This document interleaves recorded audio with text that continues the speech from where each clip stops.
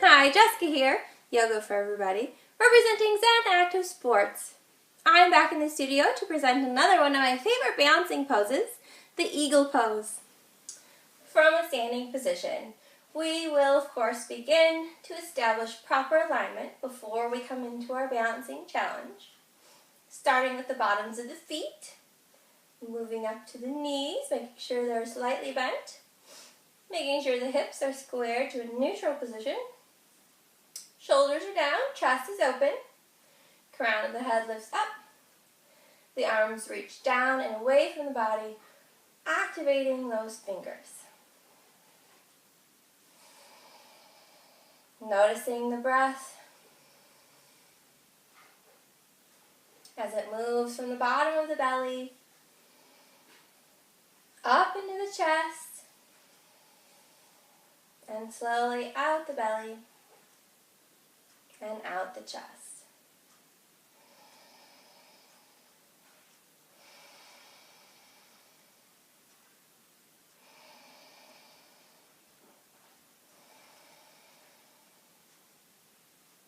When we're ready to begin this balancing challenge, Eagle Pose, we'll go ahead and if you're like me and you're feeling a little unstable because of some extra weight in the front midsection, you can line up against the wall so that the booty and the shoulder blades gently touch the wall.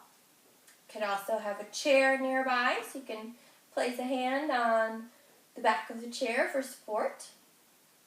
Okay, and of course, once again, I encourage you to use a yoga towel on top of your sticky mat for even more stickiness support. Okay, and then just like the tree pose, we will be balancing on one foot. So let's go ahead and shift our weight onto the right side first, or the left if you prefer. Keeping the hands at the heart center or on the hips. And then we can begin by crossing the left leg over the right as if you're sitting in an imaginary chair. Okay. So, and again, not pressing the weight directly on the knee, but it's above the knee on the hip. Okay. Then we'll put a bend into that standing leg. So it really feels like we're sitting in an imaginary chair. Then with the arms, we're going to crisscross the arms. So if you have the left leg on top, let's crisscross the arms into an X with the right arm on top. Okay, now we'll put a bend into the elbows to make a V. Then we'll bring the backs of the hands together. So what this is doing is it's really stretching the shoulder blades. Okay? The final step of this challenging pose is to hook the ankle around the standing leg. Okay, but let me just tell you that this is not going to feel good unless your hips and your knees are very flexible today. So if this is painful at all, unhook that ankle, okay, and just crisscross.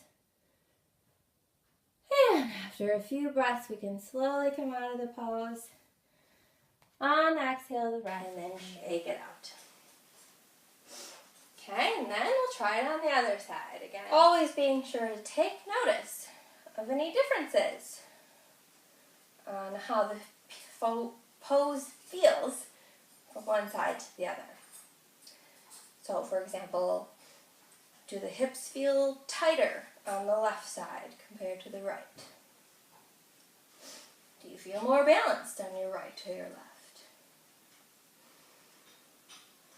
Being aware of these types of things is very beneficial for increasing our body awareness. Okay, so for the other side, we have our right leg on top. We're going to crisscross with the left arm on top this time to make our X. Bend into the elbows to make our V. And we'll bring the backs of the hands together. Okay, now I've been doing this for over 10 years, so feels really good for me. But if you're having trouble connecting the backs of the hands, another option is to just bring that bent arm in front of you and just use the other hand to just gently pull it to open up the shoulder blade. Okay? This is a good place to start. And then eventually, as those shoulder blades become more flexible and the shoulders themselves are able to internally rotate more easily, you'll be able to connect the backs of the hands. Hooking that ankle if it feels good for the knees. If not, just don't hook it at all. Coming slowly out of the pose and exhale the breath. Working our way back to a comfortable standing position. Thanks for practicing the eagle pose with me here on Zen Active Sports, where I present a new video with my tips every week at www.zenactivesports.com. Thanks again for practicing with me today. Namaste.